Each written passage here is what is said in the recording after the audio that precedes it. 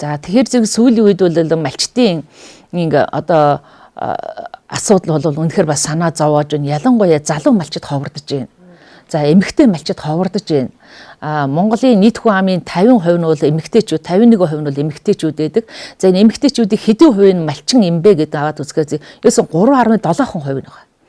Гэтэл чи нүүдлийн мал аж ахуйн энэ ань дээр ах үе чинь ерөөсөн гэр бүлийн хөдөлмөр дээр л оршиж явж идэг. Тэгэхээр зэрэг энэ нүүдл малчин эмэгтэйчүүд мань хайчваа гэд үзэх юм бол боловсролын тогтолцооноос болж байна. 6 настай хүүхэд сургууль цунгууд 6 настай хүүхэд чинь одоо монголчуудын хувьд бол нялхаараа өөрөөсөө гараагүй хүүхэд байгаа шүү дээ. Зарим магадгүй зарим хүүхэд бол хөхнөөсөө ч гараагүй байгаа ийм хүүхдүүд байдаг. Тэгэхээр тэрийг чи хараад яалтаж байхгүй суман дээр суухаас шаарга байхгүй. 6 настай хүүхэд эцэгээс тусдаа дотор байранд амьдрах тийм одоо орчин өнөөдөр бүрдээгүй байж байна. Тэгэхээр зэрэг боловсролын тогтолцоо мал аж ахуйн нүүдэлчний одоо энэ хэв маяг хоёр бол үндэ бол одоо зөрөөд байна л да. Тийм учраас энэ эмэгтэй малчид бол яалч цөөрчиж байна. Залуу малчид энэ үр хөвгтүүд яг сургууль сууж байна. За залуу малчид бол орчин цагаа дагаад бас боломжийн чинээлэг, технологи, инновацийг ашигласан бас ийм байхыг хүсэж байна.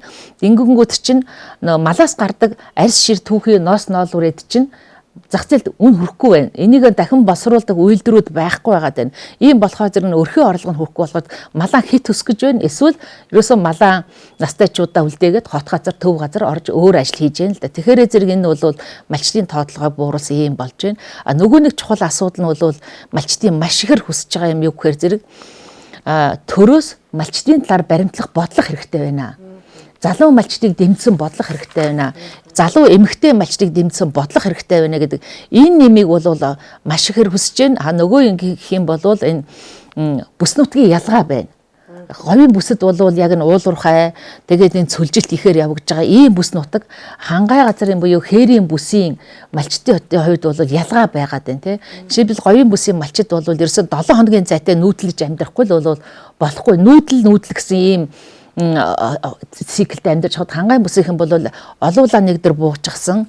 Тэг яаж хөдөлмөрөөр хорших вэ? Яаж хүчээ нэгдэхгүй гэдэг ийм зохион байгуулалт хэрэгтэй байгаа бол говийн бүсийнхэнд бол яаж уралдаж одоо аюулгүй газар очиж бэлчээр сайтай арай нэг дээр байгаа газар дээр нь очиж буух вэ гэдэг ийм хурдалсан ийм эрчин тийм ээ ийм дундал амьдарч байна. Тэгээ ийм бүс нутгийн ялгаатай ийм одоо бодлого бол хэрэгтэй байгаад байгаа нь харагдаж байна л